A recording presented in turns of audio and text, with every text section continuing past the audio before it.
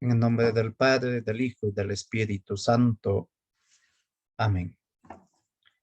Vamos a pedirle al Señor que nos envíe su Espíritu Santo a cada uno de nosotros, que el Señor nos auxilie, que Él derrame su amor en nuestros corazones.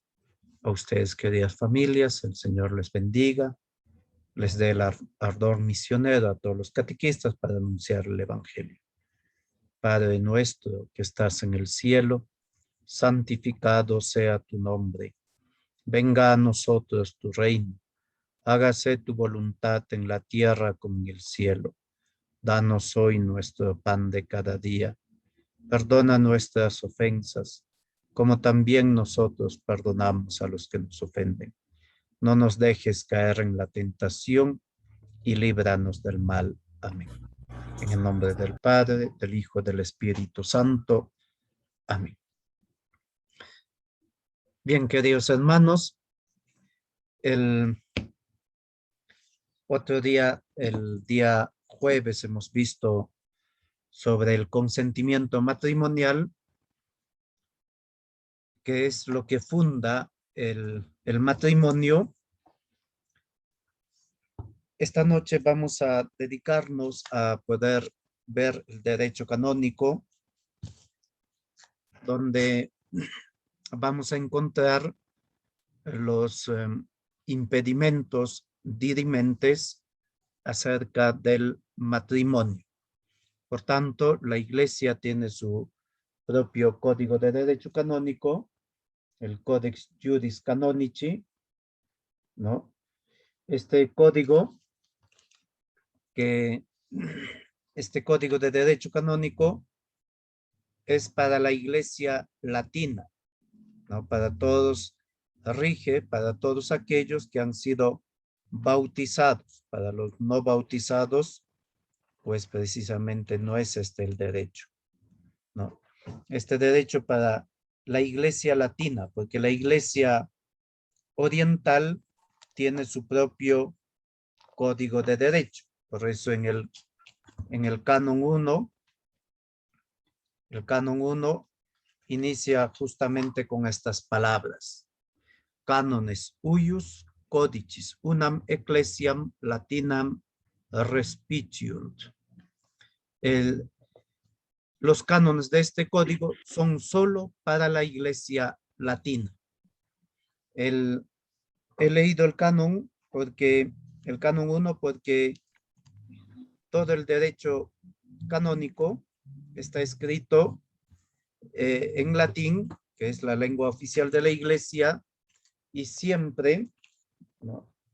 A ver si pueden verlo, y siempre la publicación del derecho canónico tiene que ser en bilingüe, en este caso latín y en español, ¿no?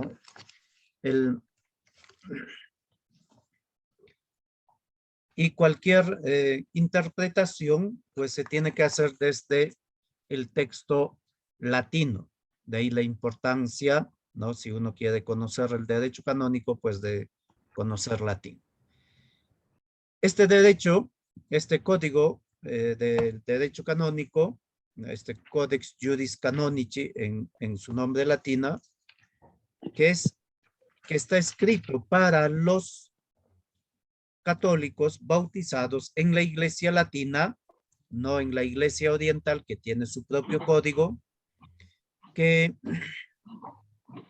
tiene como fin, ¿no?, la salvación de las almas, que es la ley suprema en la Iglesia. La ley suprema, lo que rige todo el derecho canónico, es la salvación de las almas. De algún modo, para poder entendernos, el derecho canónico es como el cauce del río que nos dice a nosotros, los bautizados, incorporados a la iglesia latina, ¿no?, de que para poder caminar cristianamente sin infringir, es decir, sin caer en delito, ¿no? Y aquel que cae en delito es un delincuente, ¿no? También para el derecho, ¿no? Entonces, hace falta vivir el derecho canónico. El derecho canónico, más allá de las normas, que tiene normas, ¿no? Es como el cauce que nos dice, anda por aquí vas y, y podrás vivir en comunión de la iglesia, ¿no? Entonces, digamos que el derecho canónico, como decía el Papa Juan Pablo II, ¿no? Que el derecho canónico es connatural a la vida de la iglesia. Porque la iglesia, ¿por qué necesita la iglesia un derecho? ¿No? Un derecho, en este caso, un derecho canónico, ¿no? Porque la iglesia es una comunidad mistérica, es decir, es una comunidad reunida por Jesucristo, pero no solamente la iglesia tiene un aspecto espiritual, sino que la iglesia es visible e invisible. Por eso el Concilio Vaticano II, ¿no? Análogamente lo compara a la encarnación, ¿no? A la encarnación del Verbo. De tal modo que la iglesia, como una comunidad, ¿no? Como un misterio, el misterio del cuerpo de Cristo, solamente se puede percibir en la iglesia este misterio a la luz de la fe. Pero sin embargo, es decir, a la luz de la fe, la iglesia es esta portadora, la que lleva la vida divina, ¿no? Por eso la misión de la iglesia es la salvación de las almas, ¿no? Poder ofrecer, entregar a sus hijos los dones de la salvación, ¿no? Los dones de la salvación. Pero también la iglesia es un organismo visible y social, ¿no? Que vive en el tiempo y en la historia, que desde sus inicios la iglesia se ha ido organizando, es decir, tiene una organización y unas normas propias. A esto llamamos, es decir, poco a poco se irá, irá naciendo un sistema jurídico canónico, que después se le llamará como el derecho canónico. Por tanto, ¿no? El derecho canónico no es algo añadido a la vida de la iglesia, ¿no? Sino que es connatural, es decir, la iglesia nace, ¿no? La iglesia nace con una organización, de un modo ordenado, ¿no? Y Jesucristo, por ejemplo, Jesucristo quiso fundar a la iglesia de modo jerárquico y no democrático, por ejemplo, ¿no? La democracia hace poquito. Además, la iglesia no es democrática, la iglesia es jerárquica. Eso quizá les pueda doler un poco, ¿no? Porque pensamos que la democracia es lo mejor. Ciertamente el sistema de gobierno actual que más ha funcionado es la democracia, pero en cuanto a la iglesia nace y forma parte de su ser la jerarquía. Ahora bien, la jerarquía, ¿no? Está puesta al servicio de la iglesia. La jerarquía está al servicio de la unidad de la iglesia. Por eso el Papa, ¿no? Tiene esta misión de confirmar en la fe a los hermanos, de dar la unidad a toda la iglesia, cosa que no existe en las iglesias protestantes, ¿no? Han hecho su federación de iglesias evangélicas luteranas y todo lo demás, que pertenecen a un montón de iglesias, pero no es que tengan una unidad, ¿no? Más aún las sectas que conocemos, pues no tienen una unidad. La jerarquía es aquella que da unidad, hace que sea cuerpo, un cuerpo visible, la iglesia. Pero no solo eso, sino que el derecho canónico Este Código de Derecho Canónico ha sido publicado en el año 83, el anterior es del año 17, ¿no? Este código, ¿no?, ha sido publicado bajo la autoridad del Papa Juan Pablo II, ¿no?, que tiene detrás, y para poder entender, ¿no?, el código, no solo basta saber las normas, sino que hace falta tener detrás toda una teología, porque el Código de Derecho Canónico, este código del 83, pues tiene la teología del Vaticano II como fondo. Por eso, esta noche vamos a acercarnos un poquito a, y conocer, ¿no?, este código que es para nosotros los católicos, donde ya habíamos citado el canon 1055, donde habla del matrimonio como de esta alianza entre los bautizados, entre un hombre y una mujer.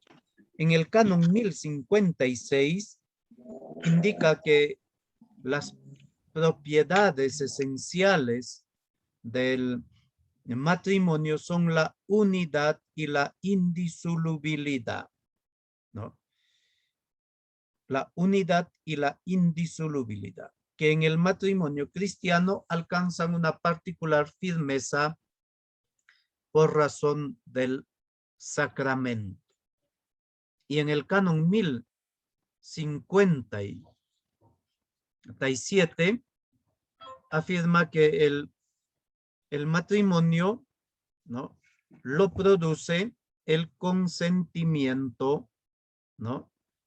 El matrimonio produce el consentimiento.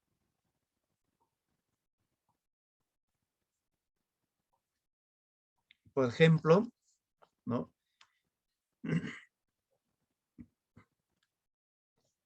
la traducción española dice produce, ¿no? En cambio, en el verbo latino se utiliza facit, ¿no?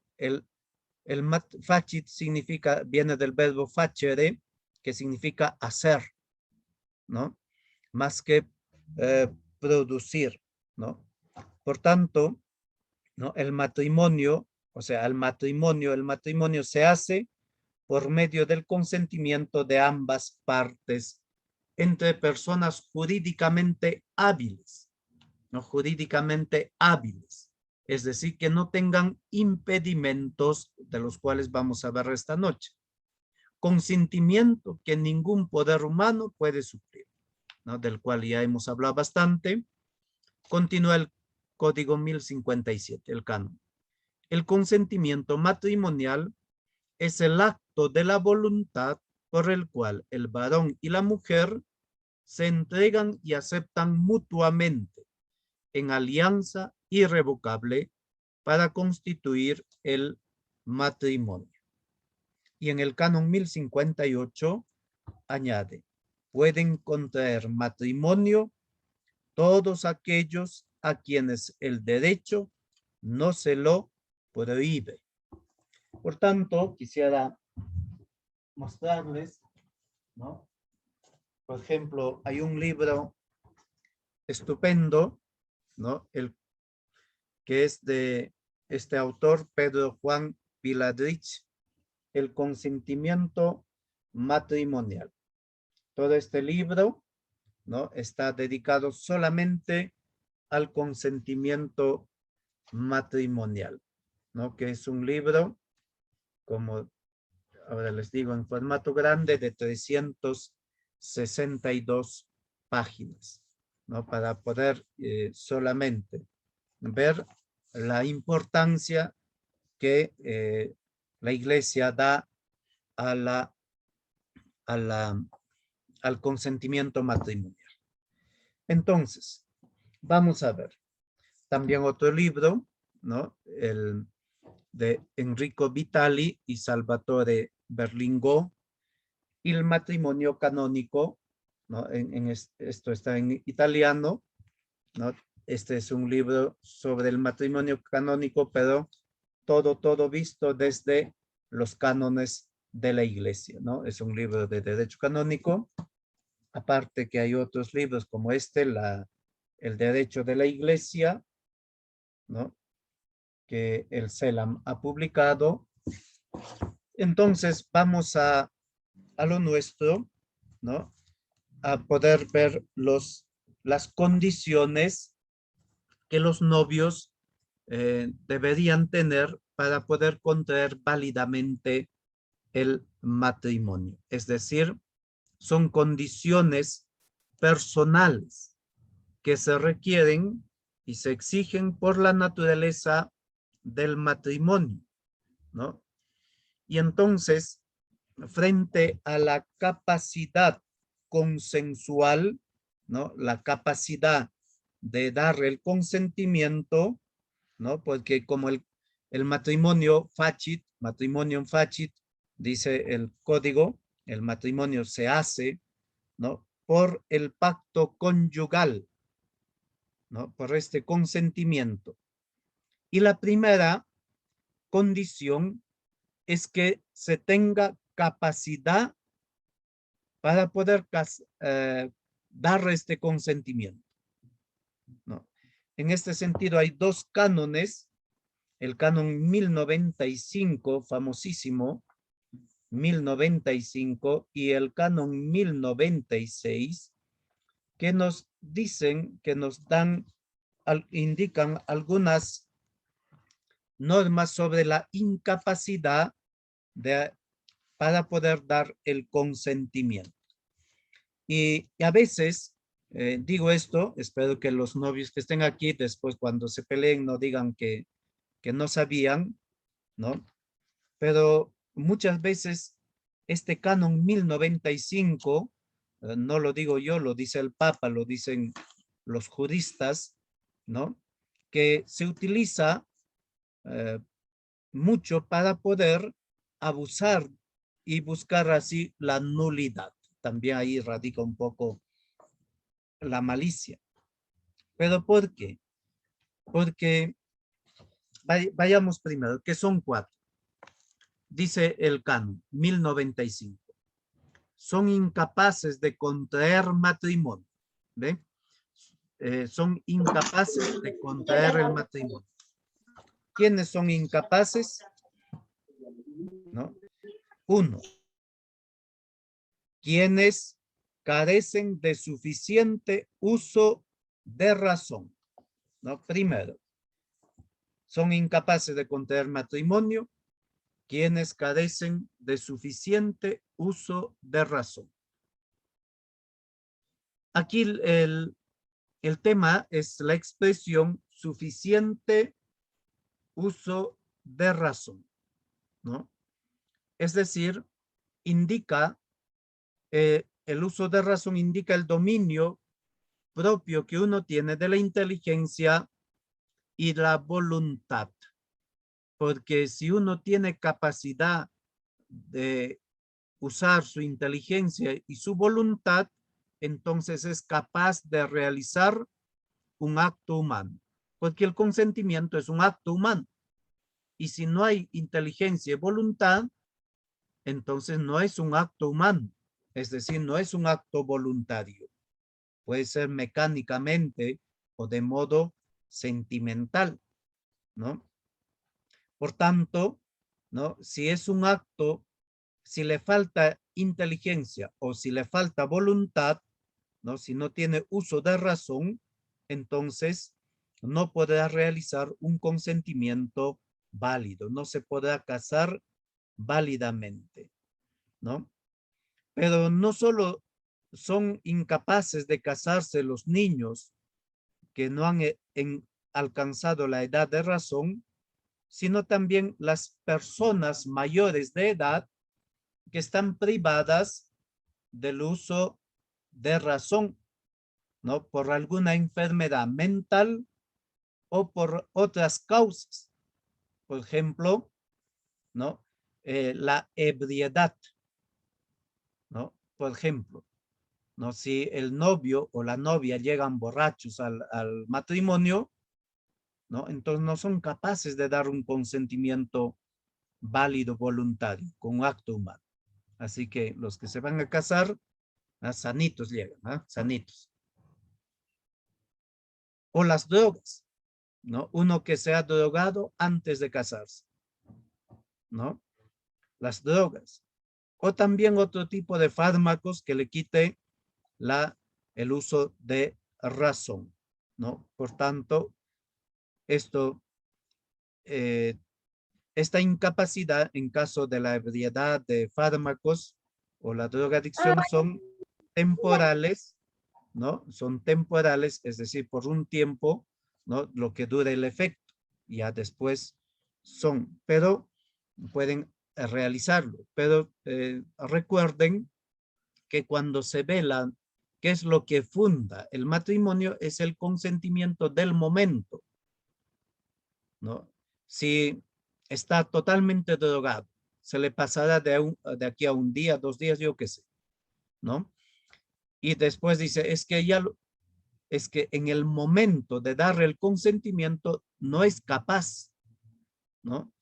Y es ahí donde la nulidad se ve y se estudia. La nulidad, ¿no? Estudia, y, les pongo un ejemplo, ¿no? La nulidad estudia el momento de dar el consentimiento. Pongo un ejemplo, digamos, se casan, ¿no?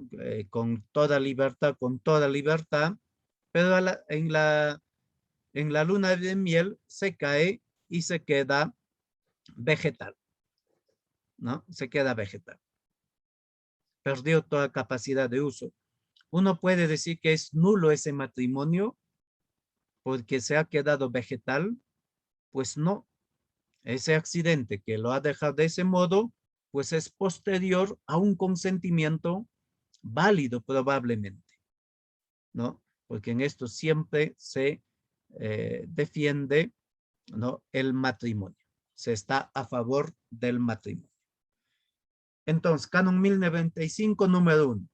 Son incapaces de contraer matrimonio quienes carecen de suficiente uso de razón. Segundo, son incapaces de, sigue 1095.2, son incapaces de contraer matrimonio quienes tienen un grave defecto de discreción de juicio acerca de los derechos y deberes esenciales del matrimonio, que mutuamente se han de dar y aceptar, ¿no? Se han de dar y aceptar. Grave defecto de discreción de juicio. Pero ¿no? Sobre los fines propios, derechos y deberes propios del matrimonio. Por tanto, se puede tener uso de razón, pero ahora hace falta, para poder casarse de modo válido, una discreción, suficiente discreción de juicio, proporcionada a la importancia de los compromisos que se asumen, ¿no? Que se asumen. Con el uso de razón, lo que se defiende es que sea un acto humano el consentimiento, ¿no? Un acto humano que dé validez, ¿no? En cambio, este segundo aspecto, ¿no? La discreción de juicio lleva a que este consentimiento se funde en motivos estables, por los cuales, ¿no? Esta entrega mutua sea de modo permanente, ¿no? De modo permanente. Aquí viene ya bastante subjetivo también el modo de valorar el suficiente grado de discreción de juicio, ¿no? Para poder considerar, no es que todos los derechos y deberes del matrimonio, sino aquí habla solo de acerca de los derechos y deberes esenciales, ¿no? Esenciales del matrimonio. Es decir, ¿no? ¿A qué se refiere? Los que corresponden a las propiedades del matrimonio, es decir, la fidelidad, ¿no? La comunión de vida, la unidad y la indisolubilidad, ¿no? Y también, ¿no? Al tema respecto al cónyuge y a la educación de los hijos, ¿no? Que, por ejemplo, esta discreción de juicio no entra en esto, por ejemplo, el cómo se administra la casa, la familia, o dónde van a vivir, ¿no? Esos aspectos que no son esenciales al matrimonio, ¿no? Que son importantes, sí, pero no son los aspectos fundamentales, ¿no? Uno puede ignorar esa cosa, puede ignorar de economía, pero eso no hace que sea un matrimonio inválido. Tercero, Canon 1095.3, ¿no? Son incapaces de contraer matrimonio quienes no pueden asumir las obligaciones esenciales del matrimonio por causas de naturaleza psíquica. Es decir, ya no es una falta de discreción, ahora es una enfermedad psíquica, ¿no? Que no pueden asumir las obligaciones esenciales del matrimonio, ¿no? Por una cuestión psíquica, ¿no? Es decir, por diversas anomalías que pueden dañar a la persona, al sujeto, y que lo hace incapaz de asumir esa obligación propia del matrimonio, el pacto, de tal modo este pacto conyugal resulte ser imposible, ¿no? Aquí, ¿no?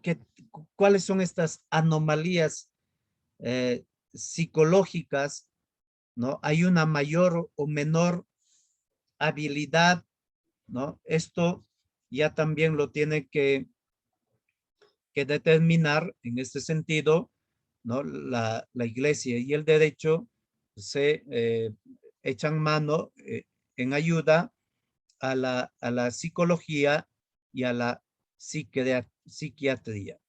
Pero solamente el código habla de las obligaciones esenciales del matrimonio, ¿no? De las obligaciones esenciales, ¿no? Que no pueda asumir, ¿no? De algunos, para poder sacar la nulidad de modo eh, haciendo trampa a la iglesia, algunos apelan esto, ¿no? Que no eran conscientes, que tenían problemas psicológicos y todo lo demás, todo, ¿no? Cuando se da la nulidad, ¿no? La vicaría judicial, ¿no? Tiene psicólogos y psiquiatras, ¿no? Con quienes trabaja, que son gente especialista, que son, ellos son los que determinan la capacidad, el grado de las anomalías, ¿no? Pero digamos, ¿no? Que tú te haces el loco, ¿no? Dices que estabas loco, que has hecho tu tratamiento, ahora estás mejor y que tu matrimonio sale en la nulidad.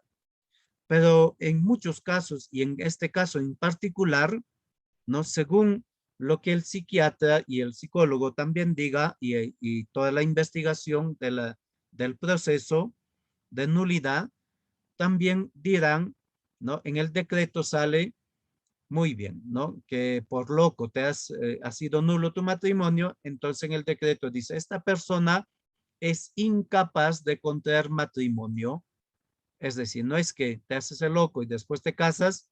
No, en el decreto, en la nulidad sale, si eres loco, que no puedes casarte, que válidamente no pudiste casarte con otro, con otra, entonces no es, no te puedes casar con otro. Y pone siempre una nota diciendo a no ser que con la dispensa del ordinario del lugar, ¿no? Entonces, si quieres casarte, si has sacado tu nulidad por loco, entonces tienes que hacer todo un proceso para poder ver si ahora eres capaz o no. Bien, y el canon 1096, ¿no?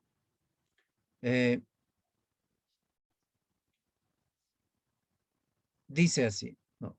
Son incapaces de prestar consentimiento matrimonial quienes ignoran que el matrimonio es un consorcio permanente entre un varón y una mujer, ordenado a la procreación de la prole mediante una cierta cooperación sexual, ¿no? Este es el canon 1096, ¿no? Y el número 1. Y en el número 2 del canon 1096 completa diciendo, esta ignorancia no se presume después de la pubertad, ¿no? Después de la pubertad. Es decir, no puede, en este caso, ¿no? Habla de la procreación de la prole que se realiza por el acto conyugal, ¿no? Una vez que te cases y digas, pues yo no sabía que los hijos venían por acto conyugal, sino pensé que la cigüeña lo traía y dejaba en mi ventana, pues eso nadie te lo va a creer después de la pubertad. Muy bien, estos son 4, ¿no? Impedimentos eh, que afectan al consentimiento, ¿no? Que afectan al consentimiento. Ahora vamos a ver otros 12 impedimentos dirimentes, ¿no? Impedimentos dirimentes que afectan a la, que impiden que el matrimonio se pueda realizar, se pueda celebrar válidamente, ¿no? Válidamente. Por tanto, ¿no? En estos, ¿qué son los impedimentos? ¿No? Los impedimentos son circunstancias, es decir, obstáculos, digamos así, de, de hecho que impiden, que obstaculizan formalmente, ya sea por derecho divino o por derecho eclesiástico, ¿no? Por derecho divino, por ejemplo, hay un impedimento de que no se pueden casar entre hermanos o entre padres e hija, ¿no? Porque eso tampoco se puede dispensar, ¿no? Estos impedimentos son obstáculos para la válida celebración del matrimonio. Estos impedimentos, que son 12, solamente lo puede sistematizar, ¿no? Ponerlo el Papa o quitarlo el Papa. No así ni el obispo, mucho menos el párroco, ni el diácono, ni el catequista, ¿no? Por tanto, vamos a ver estos impedimentos, ¿no? Que iré diciendo el número del canon, ¿no? Y vamos revisándolo poco a poco. Primero, impedimento de edad, ¿no? Impedimento de edad.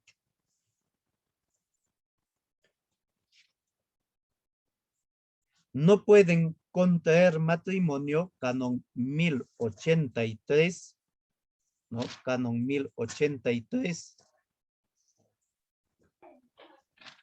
Impedimento de edad. Canon 1083. No pueden contraer matrimonio válido el varón antes de los 16 años cumplidos, ni la mujer antes de los 14 también cumplidos. Parágrafo segundo.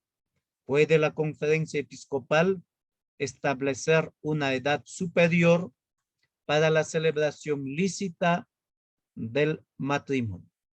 En este caso, ¿no?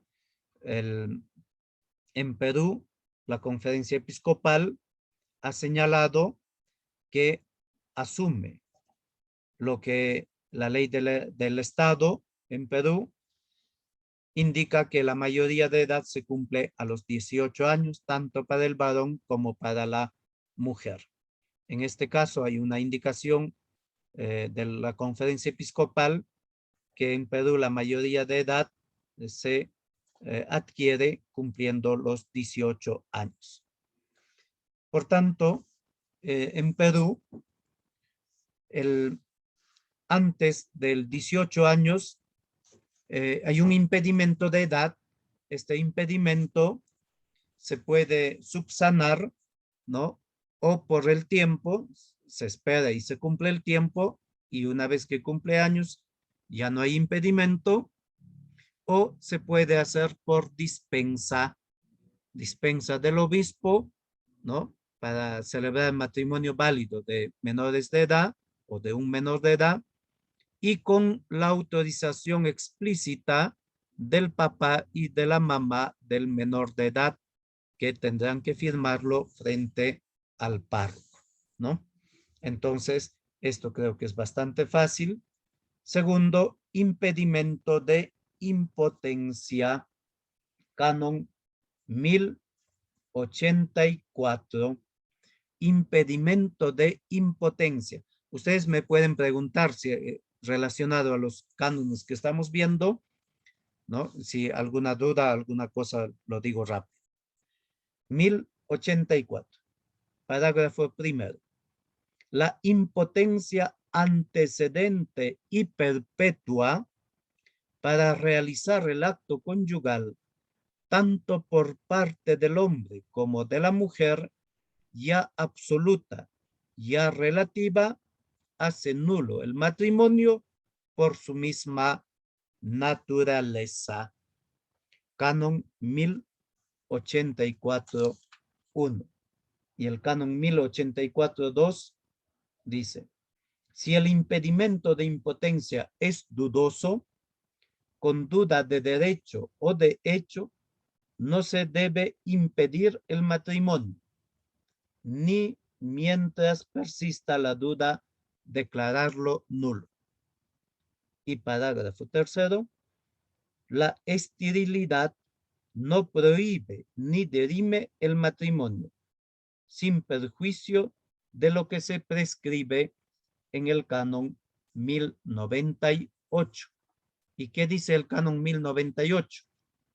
Quien contrae el matrimonio engañado por dolo, provocado para obtener su consentimiento acerca de una cualidad del otro contrayente que por su naturaleza puede perturbar gravemente el consorcio de vida conyugal, contrae de modo inválido. Explico. Primero vayamos a lo más fácil, que es la esterilidad. Es decir, que una persona estéril puede casarse válidamente. ¿Es posible? Sí es posible. De hecho, ser estéril no es impedimento para el matrimonio.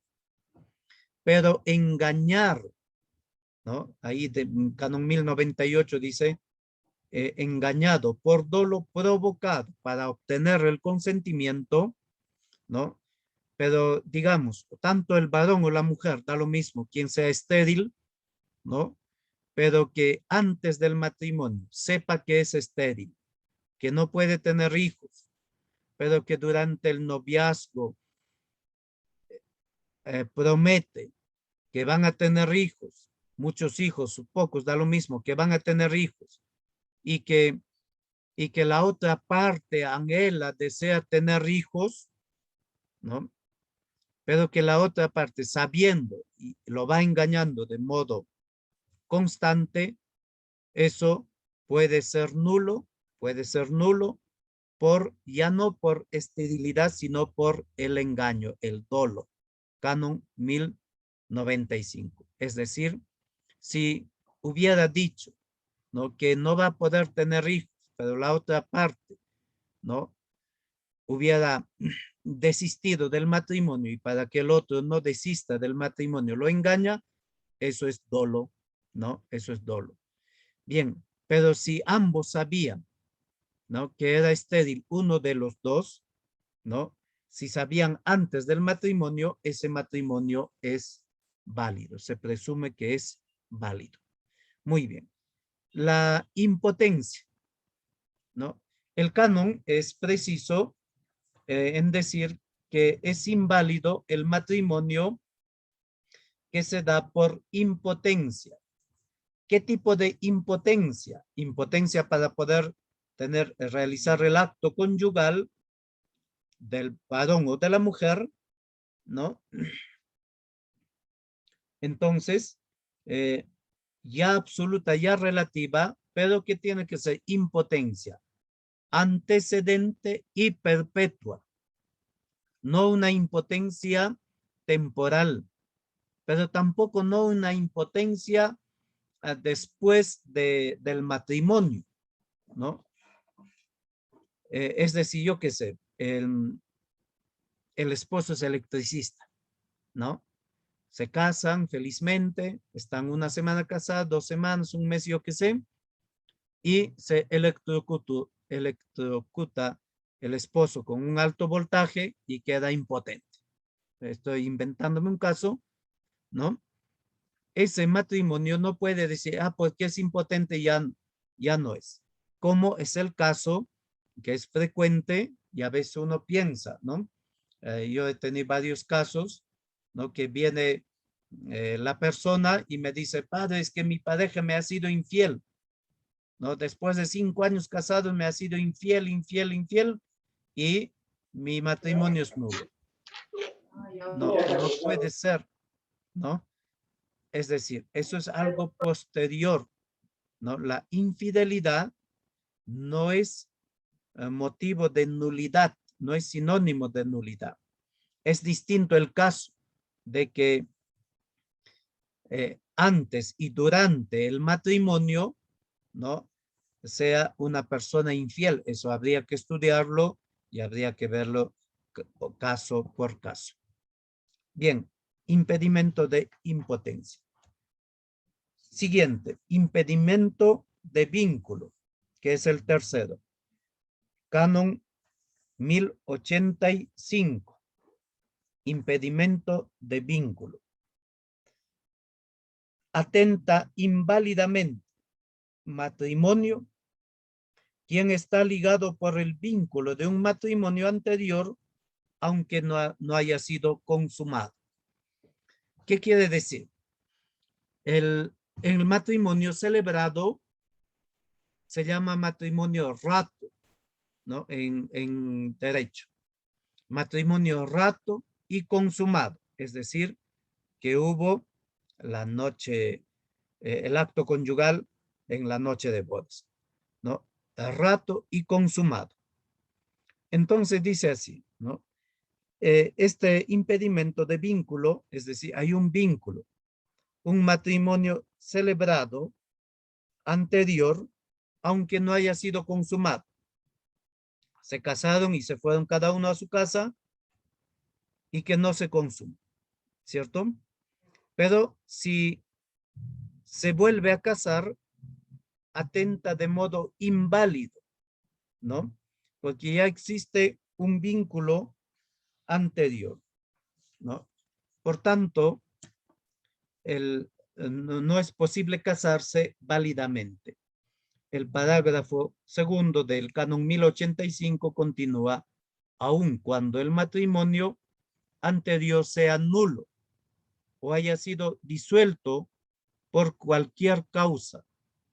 No por eso es lícito contraer otro antes de que conste lícitamente. legítimamente y con certeza la nulidad o disolución del precedente. Es decir, aunque ya todo parece salir la nulidad, pero no puedes casarte antes de que salga la sentencia, ¿no? De que salga la sentencia afirmando realmente la nulidad del matrimonio. Siguiente impedimento, que es impedimento del orden sagrado.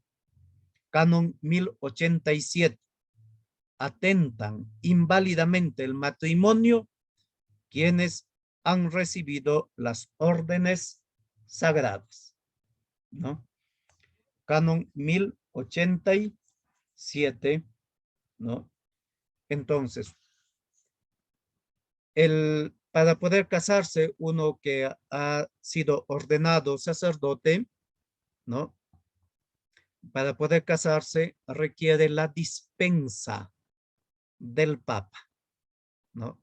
La dispensa es un término de derecho, se define como relajación de la ley para un hecho concreto, ¿no?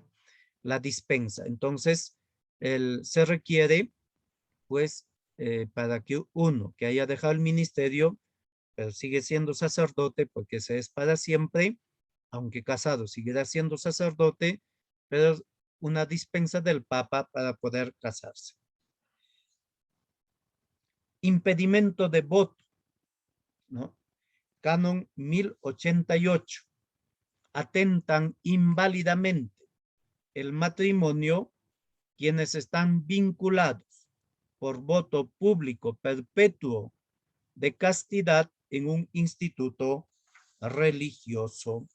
Aquí el texto es bastante claro y dice voto, es decir, por ejemplo, las monjitas o religiosos que han hecho voto perpetuo, de votos perpetuos, ¿no? De profesión perpetua, de castidad, ¿no?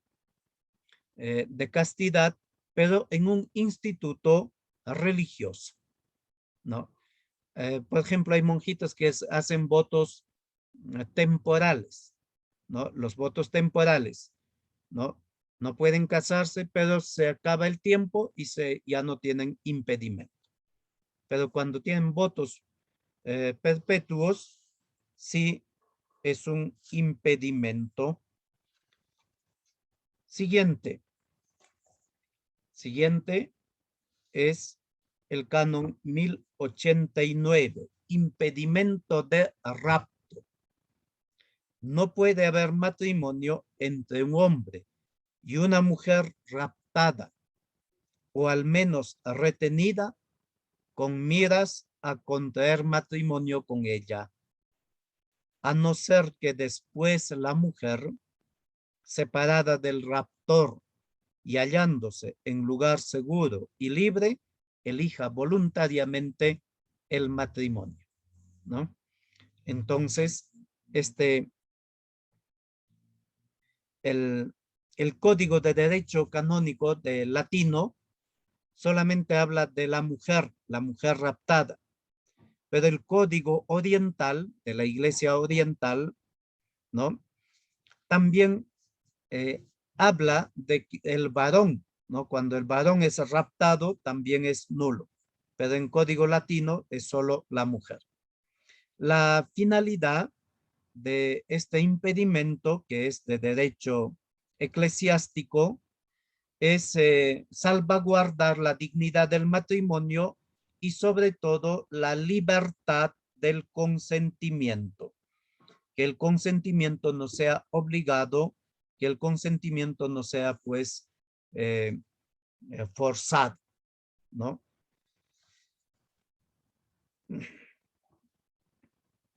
Este impedimento no puede ser dispensado, ¿no? Aunque lo dispense, pero si sigue raptada, ¿no? Sería inválido, ¿no? Sería inválido.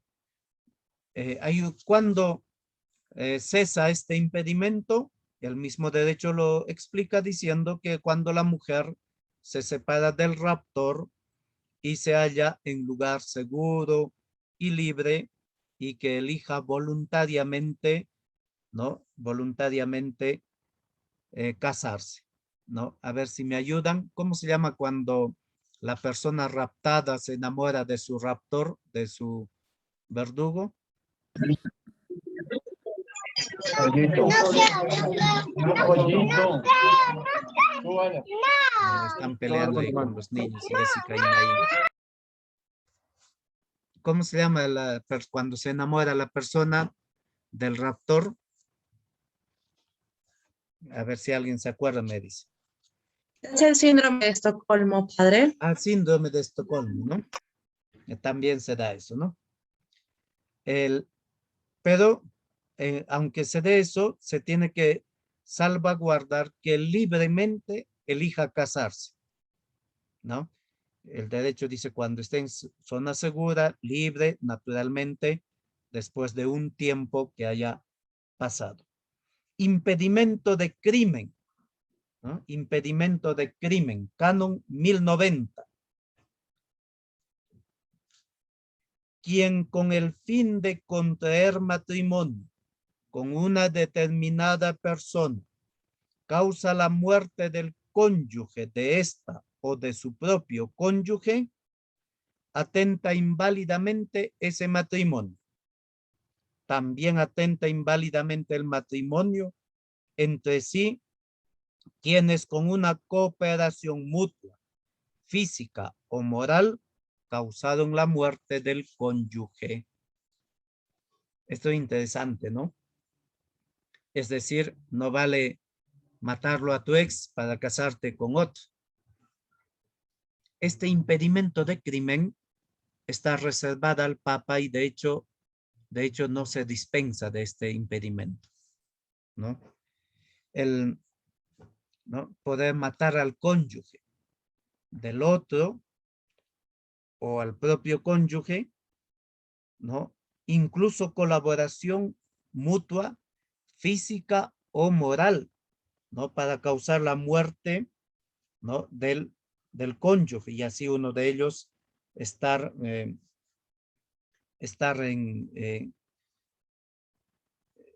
sin vínculo para poder casarse. Aquí se trataría de conyugicidio o también si es del homicidio causado, ¿no?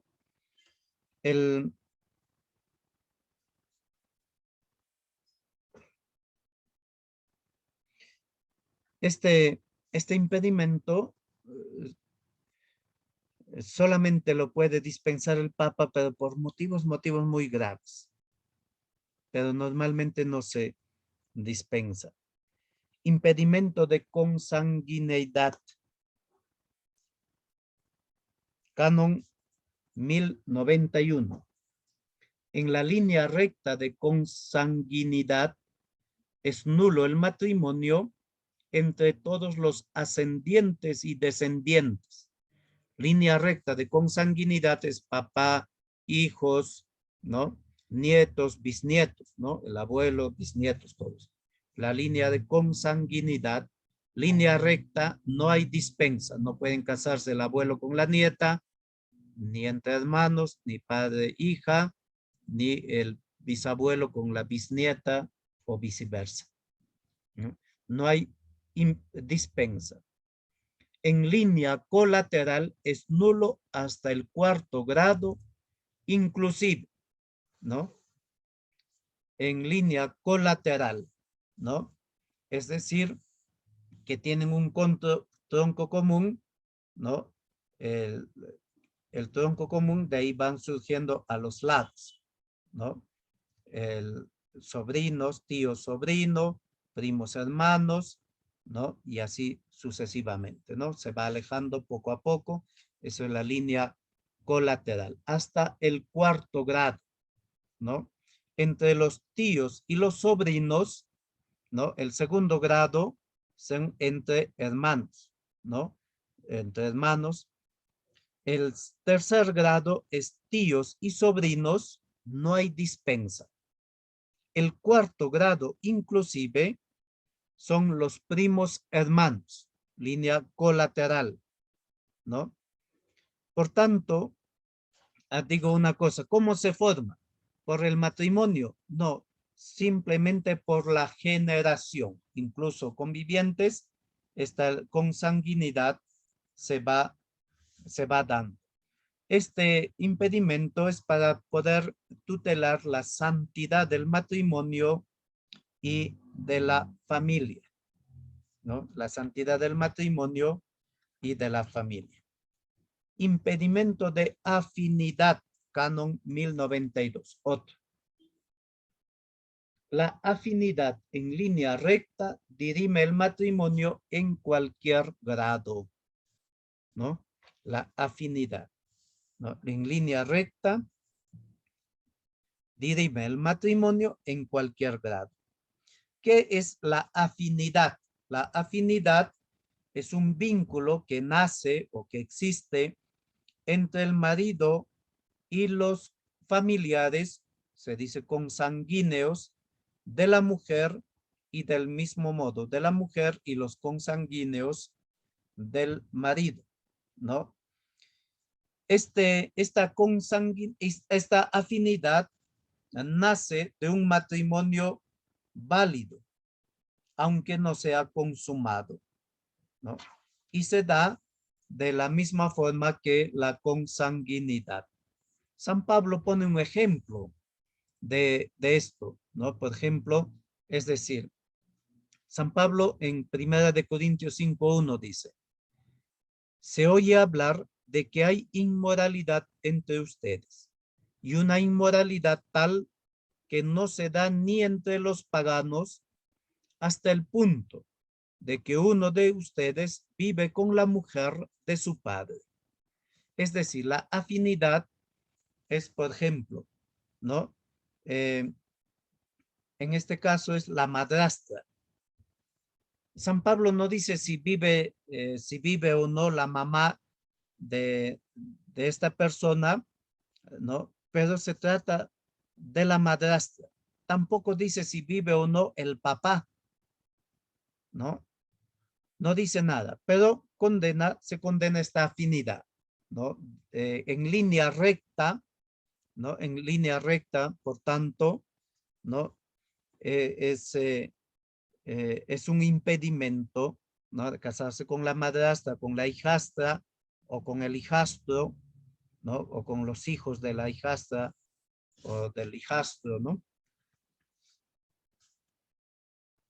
Otro impedimento, canon 1093. Espero que no se aburran con tantos números de canon. Impedimento de pública honestidad.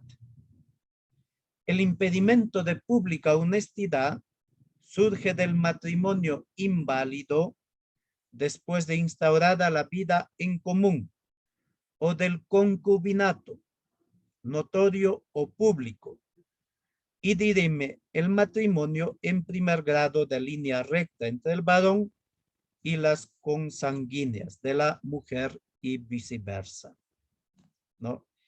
Este impedimento ¿de qué se trata? ¿No? Es entre el hombre y la madre, ¿no? Es decir, la suegra o la hijastra, ¿no? Y del mismo modo entre la mujer y el padre del concubino o el hijo o el hijastro, ¿no? Es decir, este impedimento también va a la, como dice el mismo, de pública honestidad, ¿no? Para poder salvaguardar la sana costumbre, ¿no? La sana costumbre.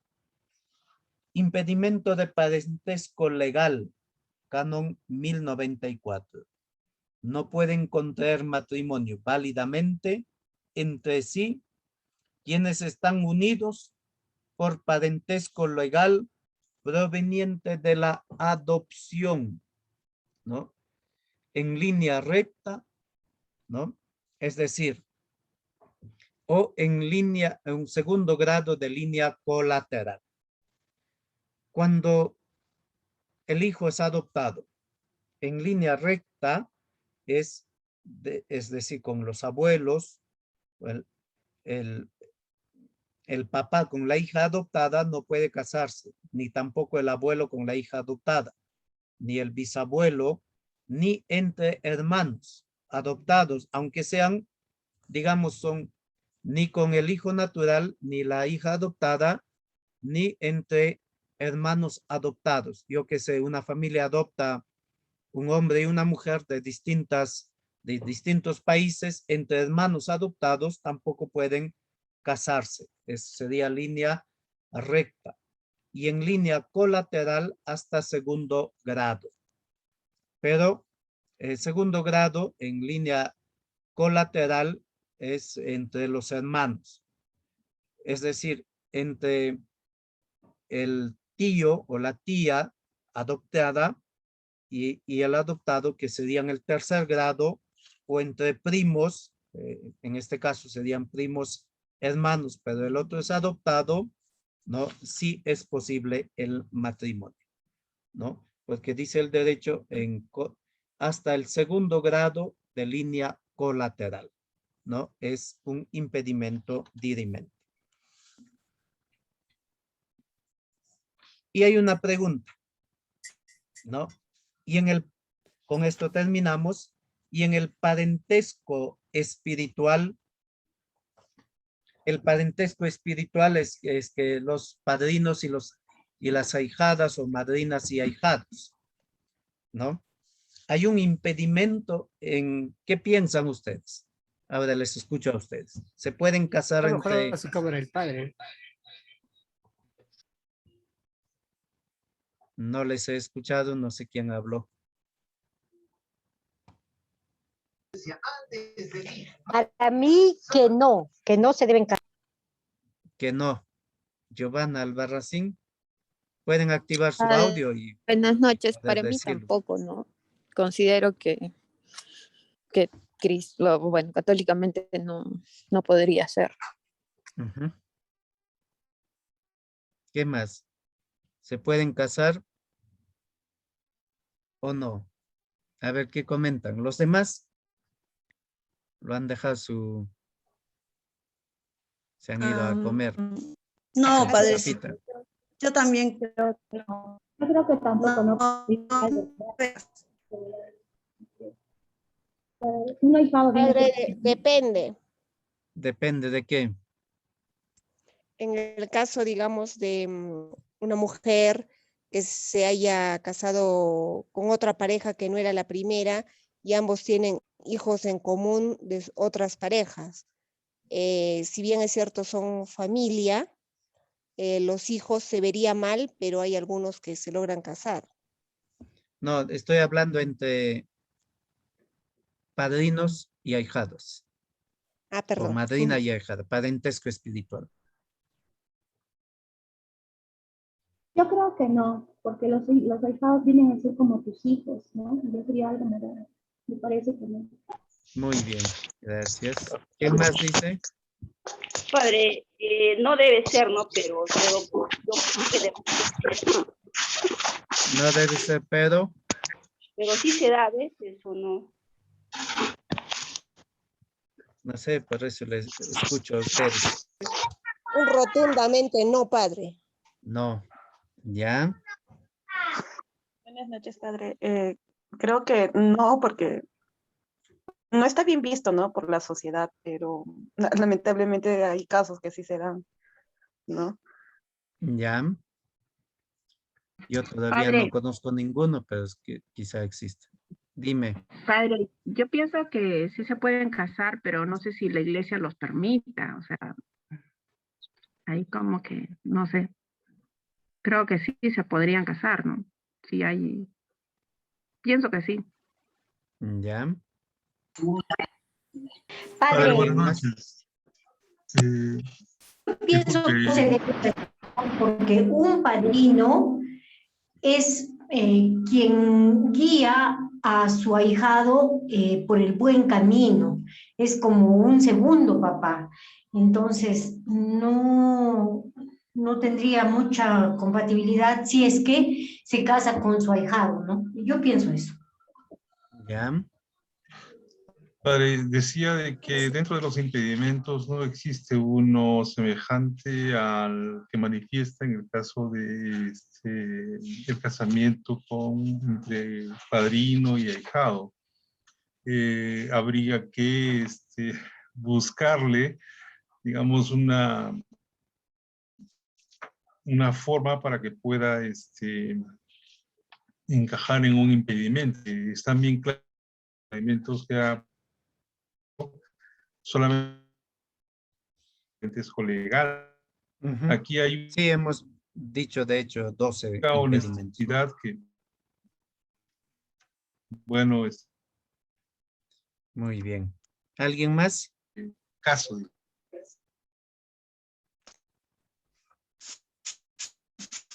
¿Alguien más? ¿Qué opinan? ¿Quién da más? Uy, ya se fueron a comer su salchipapita. Yo creo que no, padre.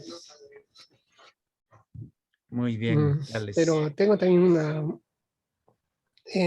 mi duda sería, digamos, a veces acostumbran poner padrino de primera comunión, que digamos, o sea, es como algo no tan serio, se podría decir.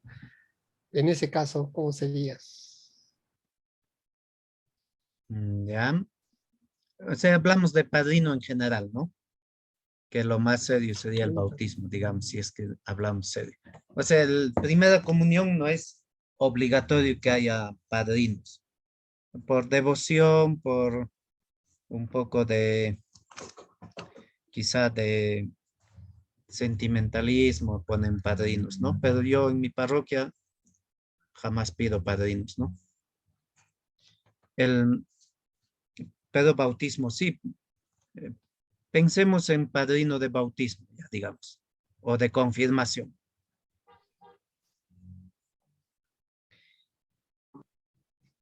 Entonces, resolvamos. Padre. ¿Ah? Padre, pero cuando nombran de padrinos a la familia, a los hermanos, a los tíos, a la mamá, a la misma mamá, en ese No, caso. pero no estamos hablando de eso ya hemos hablado, ¿no? Estamos hablando del parentesco espiritual, ¿no? Ahí, más que espiritual, hay de sangre, ¿no? De sangre ya hemos hablado. En cuanto al parentesco espiritual, ¿no? El Codex Juris Canonici, el Código de Derecho Canónico de la Iglesia Latina, que es esta, ¿no? No dice nada. En el código del año 17, que regía hasta el 83, existía un impedimento, pero que ha sido suprimido, ¿no? Entonces, no existe un impedimento de matrimonio en cuanto al parentesco espiritual. ¿Sí? En el Código de Derecho de las iglesias orientales, es decir, son iglesias católicas orientales, ¿no? En el canon 811, parágrafo 1, dice, el parentesco espiritual que surge del bautismo entre el padrino y el bautizado y sus padres, dirime el matrimonio. Por ejemplo, el Código Oriental, ¿no? Añade este impedimento.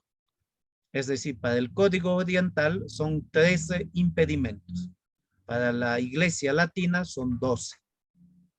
¿Sí? Por tanto, en el Código Oriental prohíbe y hace nulo el matrimonio entre el parentesco espiritual, entre padrino y ahijada, viceversa, ¿no? Y con los papás, es decir, con los compadres. ¿Sí? Entonces la pregunta es, ¿con los compadres se puede casar? Se supone que son solteros, ¿no? O viudos.